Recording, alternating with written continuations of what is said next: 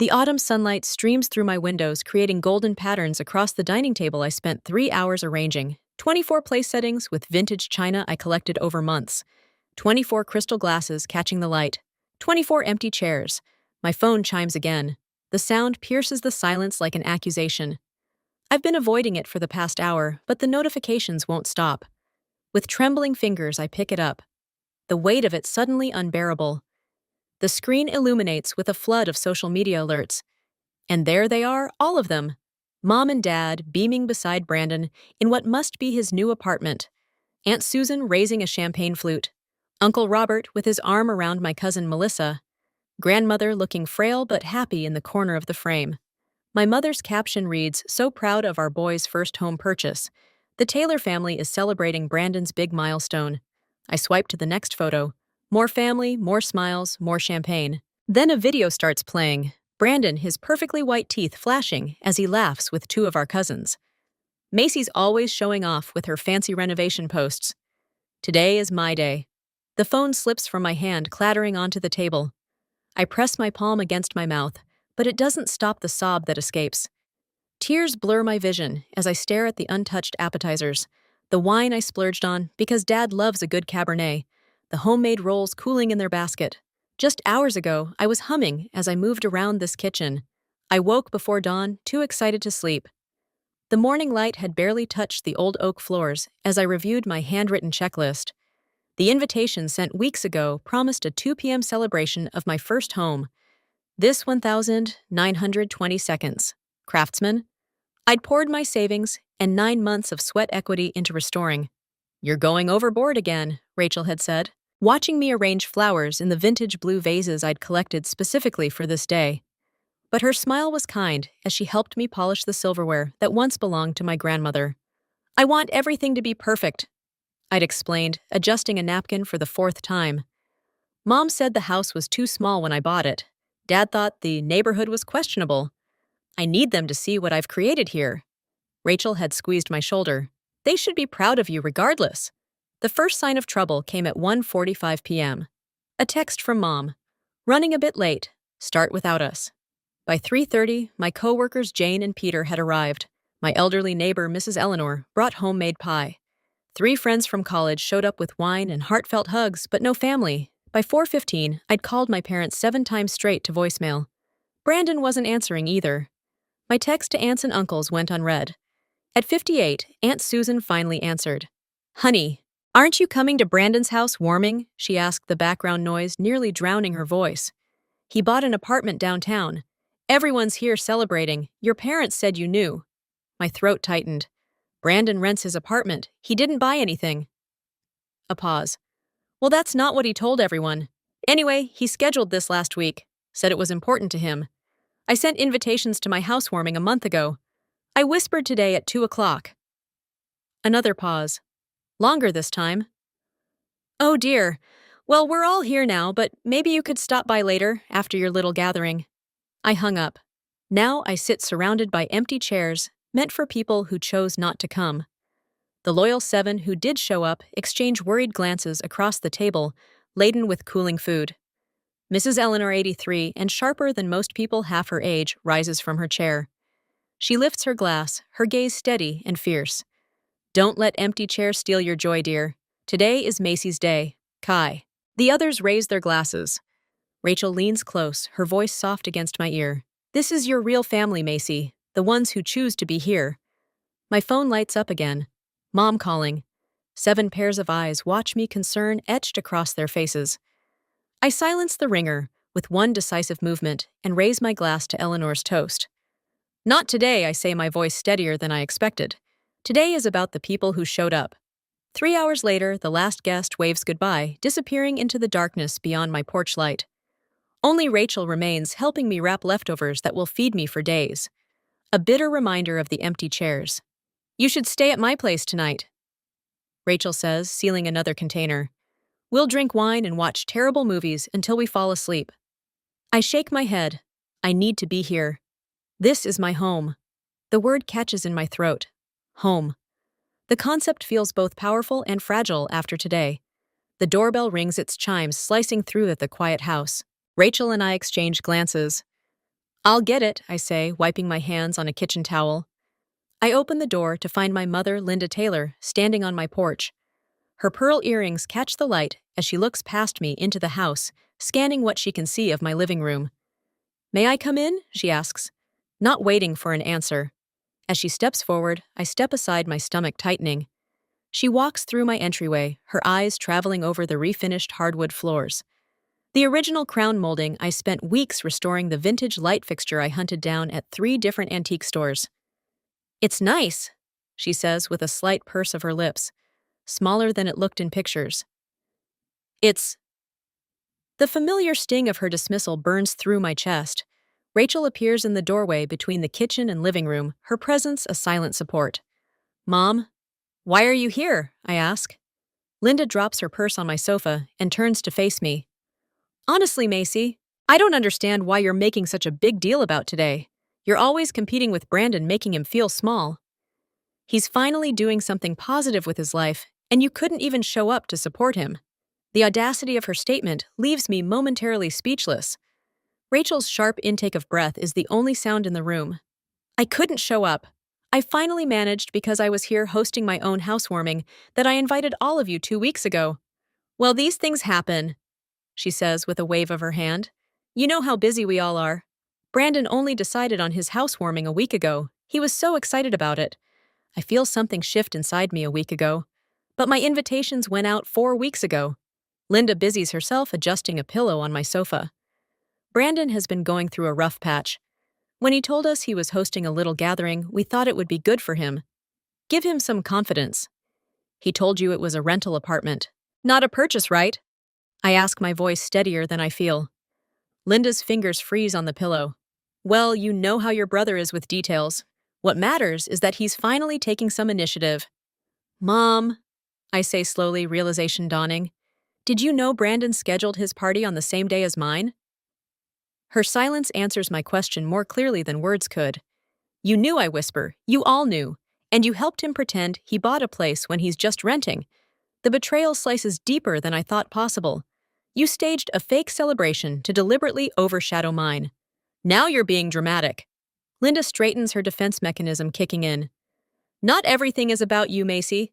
Brandon needs our support more than you do. You've always been the independent one. Independent. The word catches fire in my throat. I've been independent because I had to be. My entire life you've ignored my achievements while celebrating Brandon's mediocrity. Linda's eyes widened. I've never spoken to her this way before.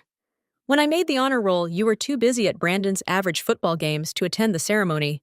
When I got my scholarship, you spent the night consoling Brandon because he didn't get his, even though he barely maintained a C average. My voice grows stronger with each word. I worked 3 jobs to put myself through graduate school while you paid Brandon's rent after he dropped out of community college. I saved for 7 years to buy this house while you funded one failed business venture after another for him. We've always supported both of you equally. Linda protests, but the lie hangs hollow in the air between us. I spent $62,000 in 9 months renovating this house myself. I continue trembling now. Every weekend, every vacation day, every spare hour after work. Meanwhile, you criticized my wasteful purchase in a questionable neighborhood. Without ever bothering to visit, Linda's face hardens after all we've done for you. What exactly have you done for me? The question erupts from someplace deep and wounded. Name one thing you've done to support my dreams the way you support Brandon's. Her silence stretches between us. Rachel stands witness to a confrontation decades in the making. This house is mine, I say, walking to the front door and pulling it open wide. Earned by me. Get out. Linda's mouth opens in shock. This is not how our conversations end. Usually I apologize for upsetting her, for being difficult, for existing in a way that requires more than she's willing to give. Macy Elizabeth Taylor, you do not speak to your mother that way. I just did, I reply. My voice calm despite the storm inside me. Please leave. She gathers her purse, her shoulders stiff with indignation. Your father will hear about this.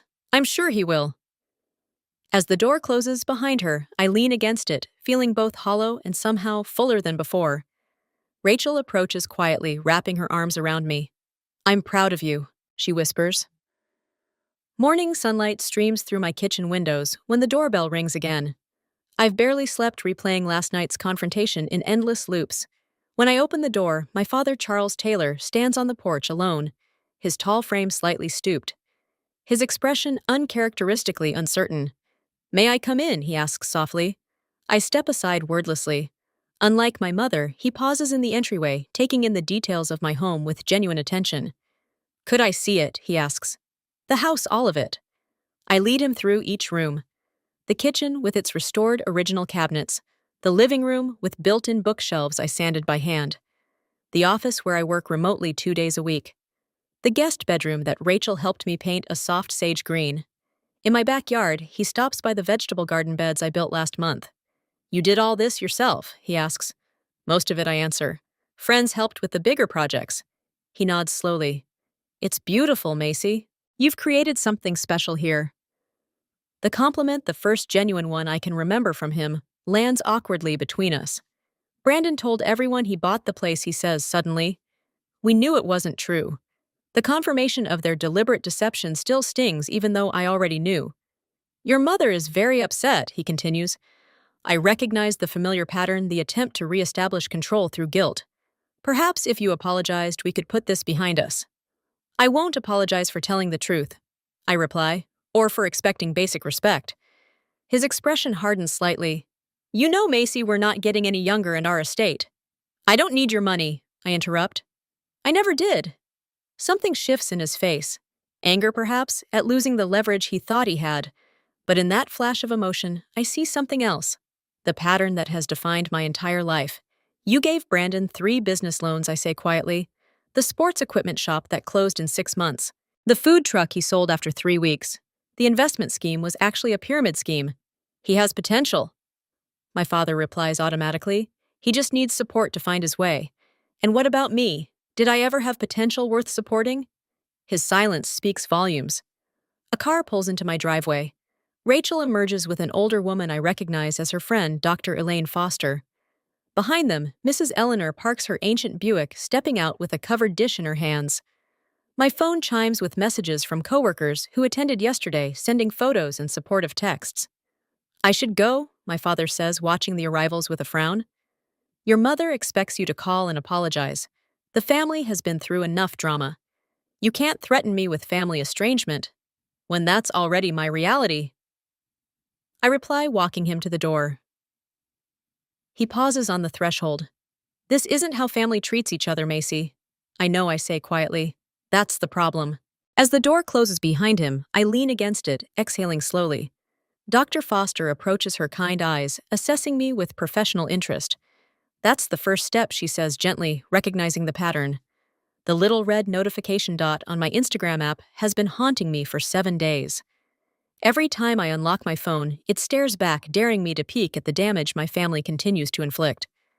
I'm sitting in my home office, surrounded by the pale green walls I painted myself, when my phone buzzes with another text. "Aunt Susan again. Your mother is very upset. When are you going to apologize?" I set the phone down on my desk without responding.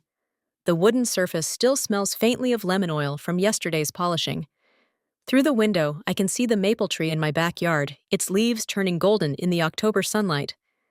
Brandon's Instagram remains unchanged since the day of my housewarming. His profile still prominently features the apartment purchase announcement, complete with champagne toasts and congratulatory comments from relatives who never bothered to verify a word of it.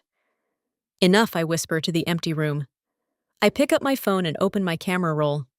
There, waiting, is the photo Rachel took 3 months ago. Me standing on the porch of my craftsman, holding the keys, face flushed with pride and exhaustion. The caption forms in my mind with perfect clarity as I type. "Renovation completed on my first home purchase. From rewiring to refinishing these 1,000-year-old floors myself. Thanks to everyone who supported this journey. First-time homeowner renovation craftsman style." I hit post without mentioning the betrayal, without tagging a single family member. The memory of buying this house washes over me.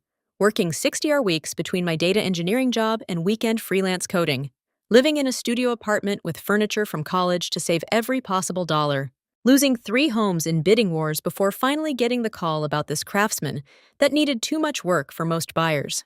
That moment, standing alone in the empty living room after signing the papers, pressing my palm against the worn wooden archway.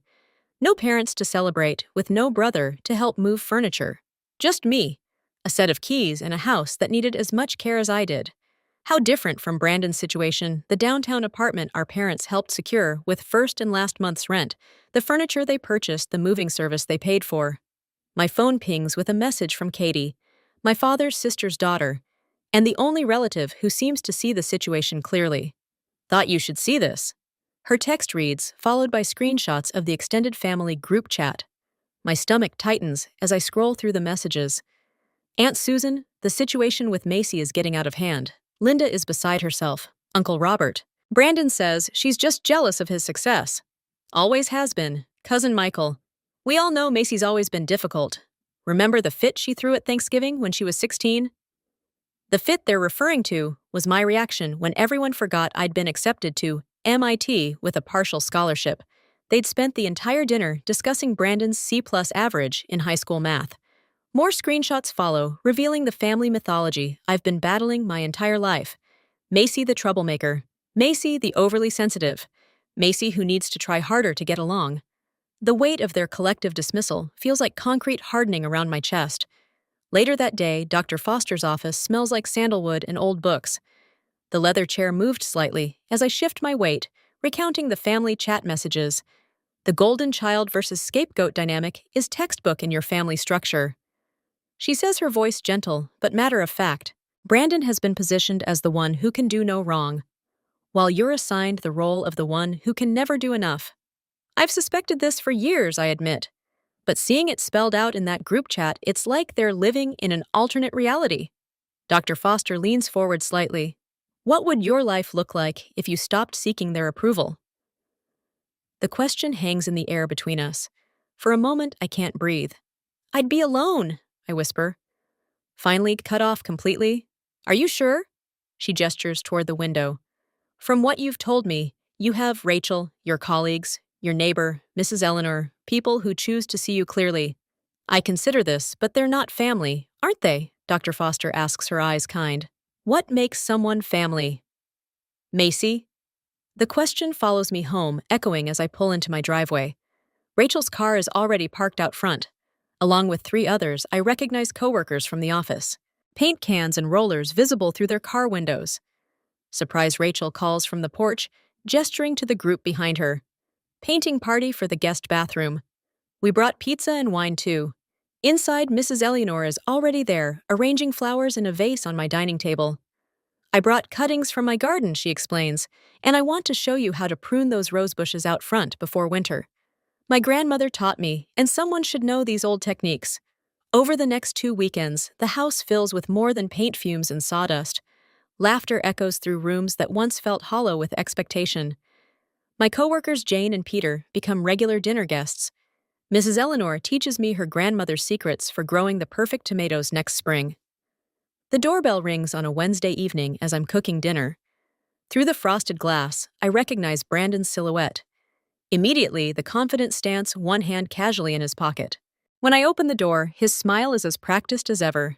Hey sis, he says, leaning against the doorframe like we're in a television sitcom. Place looks good. I don't invite him in immediately. What brings you here, Brandon? He has the decency to look slightly uncomfortable. Things got a bit out of hand with the apartment situation. Mom and Dad might have overreacted. It's not an apology. Not really. I step aside and let him enter, watching as he assesses the house with new eyes. Listen, he says, circling back to his actual purpose within minutes. I've got this investment opportunity, real estate development downtown, small buying, big potential. I thought of you since you're into property now. The familiar pattern unfolds like a worn map. Brandon needs money. Brandon comes to Macy. Brandon expects Macy to provide. How much, I ask, more curious than anything. Just $15,000 to start.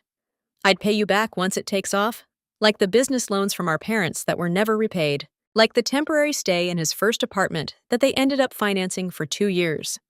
I look at my brother, really look at him, perhaps for the first time. The charming smile that doesn't reach his eyes. The expectation of compliance is so deeply ingrained, he doesn't even consider I might refuse. You've never seen me clearly, I say quietly. And to finally see you. His face hardens slightly. What's that supposed to mean? It means no, Brandon. I won't be investing in your project. After he leaves, I make a decision that surprises even me. I called my mother and agreed to Sunday dinner at their house. But first I met with Dr. Foster to prepare. Remember, she says during our session, they'll try to pull you back into old patterns.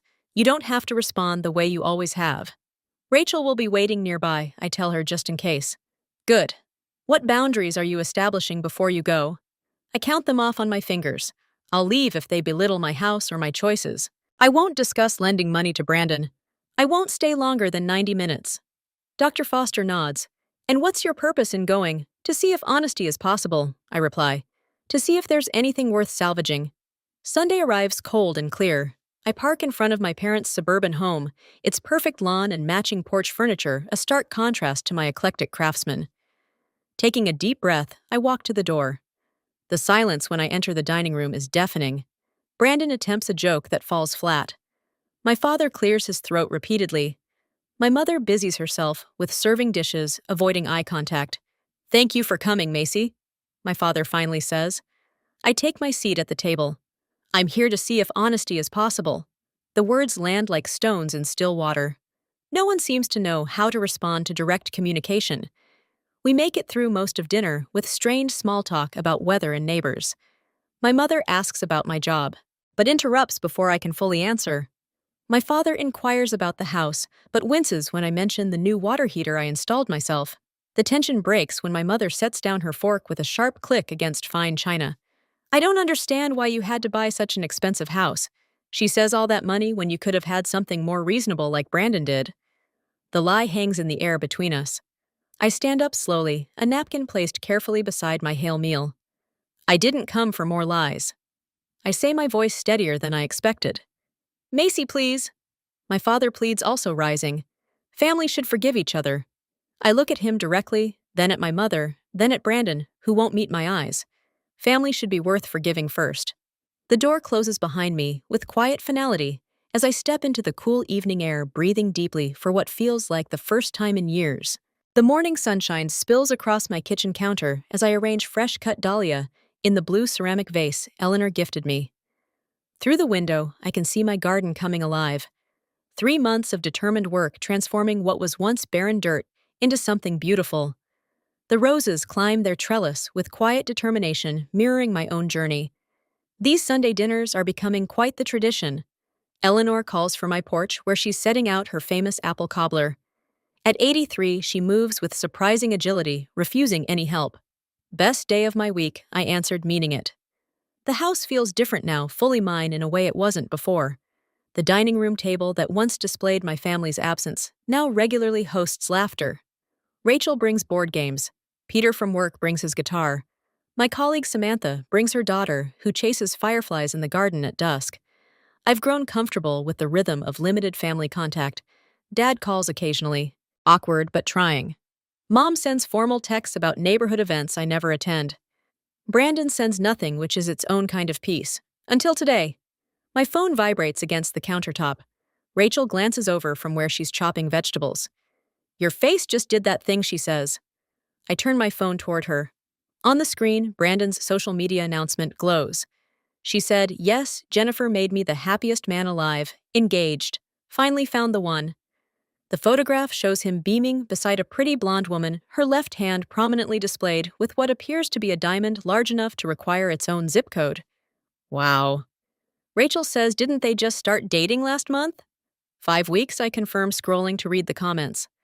Relatives I haven't heard from in months have already liked and commented. My parents leading the congratulatory parade. My phone rings. Mom's name flashes on the screen. Macy. Her voice is unnaturally bright when I answer. Have you seen Brandon's wonderful news? We're just thrilled. Jennifer is absolutely perfect for him. I press my fingertips against my temple. Congratulations! We're planning an engagement party in 3 weeks. The whole family will be there. She pauses meaningfully. This is important, Macy. Family obligations come first, especially for something this significant. The familiar pressure builds in my chest, the weight of expectations wrapped in guilt. I'll think about it, I say, instead of my usual automatic agreement. Think about it.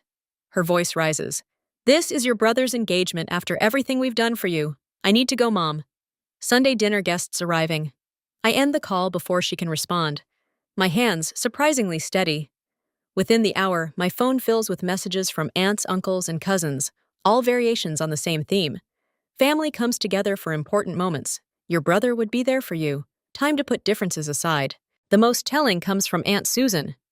Your mother mentioned you might help with wedding expenses, since Brandon is between opportunities again. Rachel reads over my shoulder and makes a sound between a laugh and a snort. Of course, the golden child needs another bailout.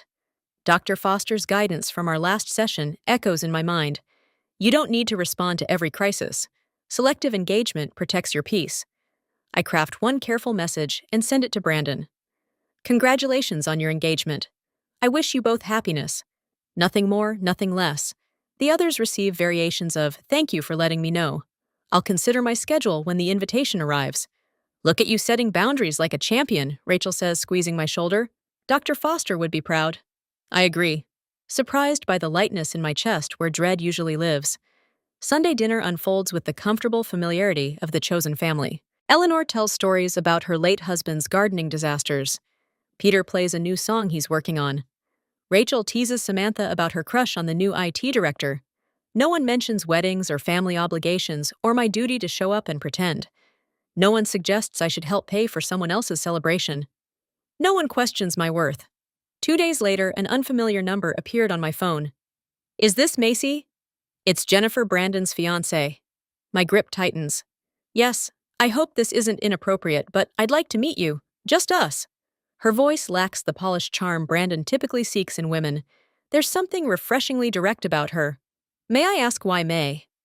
A pause. I saw what happened at your house, warming through old photos and comments. I've noticed how your family talks about you when you're not there. Another pause. I need to understand what I'm marrying into. The unexpectedness of her honesty catches me off guard. Coffee at Riverdale Rowers tomorrow at 2? I'll be there, she says, relief evident in her voice. That evening, Dad appeared on my doorstep, a cardboard box tucked under his arm. May I come in? I step aside, noting his careful respect for my threshold. A small but significant change from his previous entitled entries. He places the box on my coffee table. Found these in the attic. Thought you might want them. Inside are family photographs. I've never seen me at 5 proudly holding a science fair ribbon. Me at 12 sitting in Grandpa's workshop learning to sandwood. Me at 16 beaming in front of the used car I bought with my own savings. I took these, Dad says quietly. Your mother thought it was silly to waste film on. Everyday moments. My throat tightens as I lift a photo of myself in a graduation cap and gown. Face all light with achievement. Dad stands beside me. A rare smile on his face. We failed you, he says simply. I failed you. The words I've waited decades to hear land with surprising weight. Not satisfaction, not triumph. Just a complicated ache. Brandon told everyone the engagement ring is paid for. He continues staring at his hands. It's not. He used Jennifer's credit card with promises to pay her back. I wait, letting him sit with his complicity.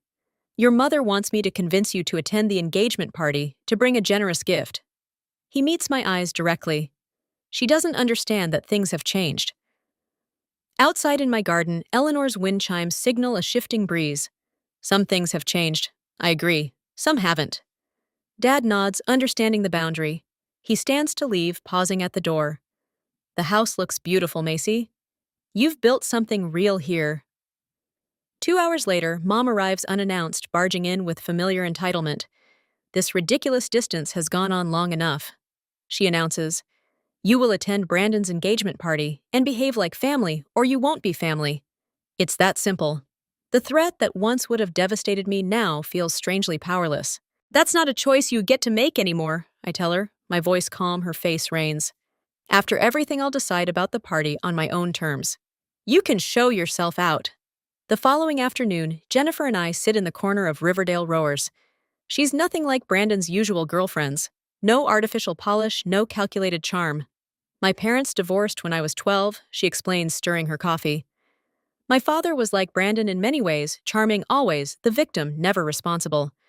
My mother enabled him until she couldn't anymore. Understanding passes between us. Are you sure about marrying him, I ask? Her smile is sad. No, but I need to see this clearly before I decide. I consider my response carefully. I'll come to the engagement party, I tell her. Not for them, for me, and for you. Later in my garden, Eleanor helps me, deadhead roses, as the setting sun casts long shadows. Will going back into that environment hurt you? She asks, her weathered hands gentle with the blooms. I consider the question. Perhaps, but I'm not the same person they think I am. Eleanor nods wisdom in her eyes. Family isn't who you're born to, it's who sees you truly. 5. I look at my house. Windows glowing with warm light. Garden taking root. Strength visible in every repair and renovation I've completed with my own hands. This house taught me what family should be. I say, realizing the truth of it as the words leave my lips. People who show up, people who stay, people who see you even when it's not convenient or comfortable. The evening breeze carries the scent of roses and freshly turned soil. Growth and boundaries intertwined.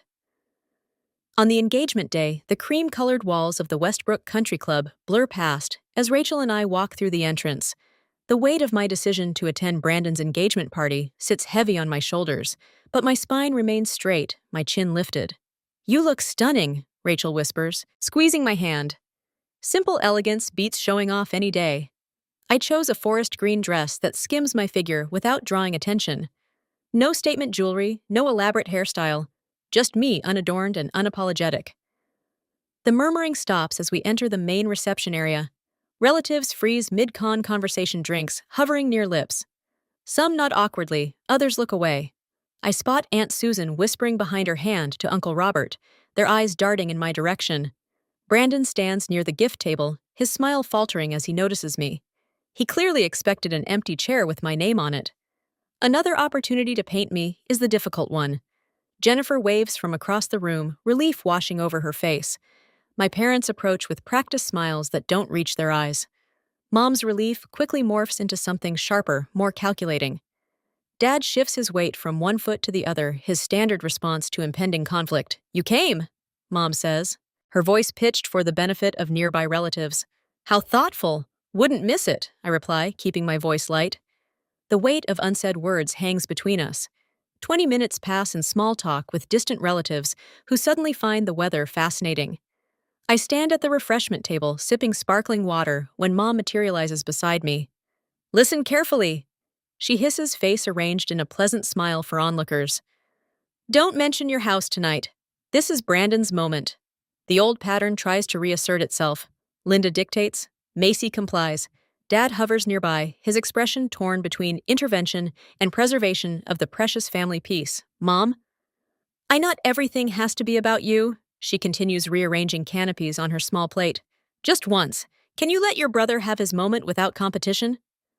Before I can respond, Jennifer approaches, her cream cocktail dress catching the light. Her eyes darted between Mom and me, reading the tension. There you are, Macy, she says warmly. I've been hoping to catch you. Mom's smile tightens. We were just discussing family matters, dear. I take a deep breath, centering myself. Dr. Foster's words echo in my mind. Your response belongs to you, not to them. I turn to Jennifer, a genuine smile warming my face. I'm here to celebrate you, Jennifer. Nothing else matters tonight. The simple truth hangs in the air. Mom's fingers tighten around her glass. Her manipulation attempt thwarted. Jennifer links her arm through mine, pulling me gently away. Thank you for coming, she whispers. It means more than you know. The evening progresses, a careful dance of social niceties. Then comes the moment Brandon rises for his toast, champagne flute in hand. Jennifer and I are so grateful to see everyone here tonight. He begins his charm on full display. As you know, this year has been full of milestones for us. My new home purchased this engagement. Jennifer's smile falters. Her eyes find mine across the table. The relatives who believed his apartment purchase story shifted uncomfortably in their seats. Aunt Susan studies her plate with sudden interest. I sit still, sipping my water, refusing to correct or engage. The lie collapses under its own weight as Jennifer's confusion becomes visible to everyone watching. After the toast, Jennifer pulls Brandon aside. Their heated whispers carry across the room. Brandon's gestures grow increasingly desperate as he glances toward our parents. Mom straightens the centerpiece with fierce concentration. Dad examines his watch as if time itself might rescue him. Later, I step onto the terrace for fresh air. The spring evening wraps around me, cool and clean. There you are. Jennifer appears beside me, her eyes red-mid but clear. Are you okay? I ask. She shakes her head. I had no idea how deep this goes. The apartment, the job promotion he never got, the savings that don't exist. Her voice breaks. Your parents know. Don't they? They've always known. Yes, I answered simply. They've always known. How do you handle it? This family, I consider her question, watching the stars appear in the darkening sky. I'm still learning, but choosing the truth helps even when it hurts. The terrace door bangs open. Brandon storms toward us, face flushed. What are you doing? He demands. You're turning her against me. Jennifer straightens. She's just being honest with me, Brandon. Honest? He laughs bitterly. She's always been jealous of me. Ask anyone in the family. I just did, Jennifer says quietly. I asked your cousin Mark about the apartment. He seemed confused. Brandon's mask slips, revealing the entitlement beneath. So what if I rent everyone embellishes sometimes? This isn't about the apartment, I say quietly. It's about the pattern. The family mythology unravels before everyone on the terrace. 3 other relatives have wandered out, witnessing Brandon's growing agitation. I gather my purse, suddenly weary. I should go. Mom appears in the doorway, her voice tight. Macy, don't make a scene. Dad steps forward, his face lined with something new recognition. Let her go, Linda. We've done enough. The simple statement hangs in the night air. Mom stares at him, shocked by this deviation from the script. I walk past them, head-high steps measured. The relatives part, like water, their expressions ranging from confusion to dawning understanding. Outside, the spring air fills my lungs. Rachel waits by the car, a question in her eyes. Ready, she asks. I look back at the country club, its windows glowing with light. Inside, the truth has finally broken through. Whether they embrace it or continue denying it no longer dictates my peace. Yes, I answered, I'm ready. The sunlight filters through new curtains, painting golden patterns across my dining table. A year has passed since I sat here surrounded by empty chairs. Today, 8 place settings await with vintage blue vases holding roses from my garden. 8 chairs that will be filled by people who choose to be here. I run my fingers across the oak table, remembering how it felt that day when my phone revealed the truth about my family. The memory stings less now, dulled by time and healing. Dr. Foster calls this progress. Something smells wonderful, Rachel says, appearing in the doorway. With a bottle of wine. She's been here since dawn, helping prepare for tonight's dinner, our Sunday tradition for almost a year now. Eleanor's recipe. I answer, smiling as I adjust a napkin. She swore her pot roast could heal anything. The walls around us tell our story better than words could. Photos of my chosen family fill spaces once reserved for blood relatives. Rachel and I painted the living room. Peter and Jane from work helping install bookshelves. Mrs. Eleanor taught me to plant hydrangeas before her health declined last winter. You should see the garden, I tell Rachel, leading her to the back door. It's wonderful. Outside, the yard has transformed from barren dirt to vibrant life. Eleanor's gardening lessons weren't just about plants. Gardens teach patience. She told me during our therapy sessions, some relationships bloom quickly, others take seasons of care, and some never take root at all. Dr. Foster and I meet monthly now instead of weekly. Yesterday, she asked what I've learned in a year. I've learned to build fences, I answered. Not just the white picket one outside, but boundaries that protect what matters. At work, I mentor Alexis, a young engineer whose mother criticizes her career choices. Yesterday, she texted, Your advice changed everything. I told Mom no to the family reunion. First boundary ever. The doorbell chimes, pulling me back to the present. Rachel squeezes my shoulder before I answer it. My father, Charles, stands on the porch, holding a potted plant, uncertainty etched across his face. Our monthly coffee meetings have been awkward but honest towards something new. I thought your garden might have room for this, he says, offering a small lilac bush. Your grandmother had one at our first house. I accept it with a genuine smile. It's perfect for the corner bed. Inside, Charles takes in the transformed space, the home my mother still refuses to visit. She remains locked in her narrative, where Brandon deserves endless chances, and I remain ungrateful. Brandon blames Jennifer for leaving him after the engagement party truth came out. Last I heard, he moved back home, still spinning stories about opportunities just around the corner. The doorbell rings again. More chairs fill as my chosen family arrives. Laughter echoes through rooms once filled with silence. Charles watches from the periphery, his presence both foreign and familiar. When everyone is seated, Mrs. Eleanor's empty chair, an honored absence among us, Jane raises her glass to the house that truth built. She says, echoing Eleanor's words from her final visit. Later, as twilight softens the edges of the day, Charles finds me on the porch. You built something beautiful here, he says quietly. In this house, and in your life. I hear what remains unspoken. Regret, admiration. The complex tangle of a relationship that may never fully heal, but might still grow into something true. Inside, more friends arrive for dessert. My home glows with warmth, visible from the street, so different from that empty house of a year ago. I welcome new guests at the door, catching glimpses of the family I've created. The realization settles in my chest like a deep breath. True family sees you clearly and chooses to stay. As night falls, I look back at my home filled with conversation and connection. Sometimes you set a table for 24, but only 8 show up.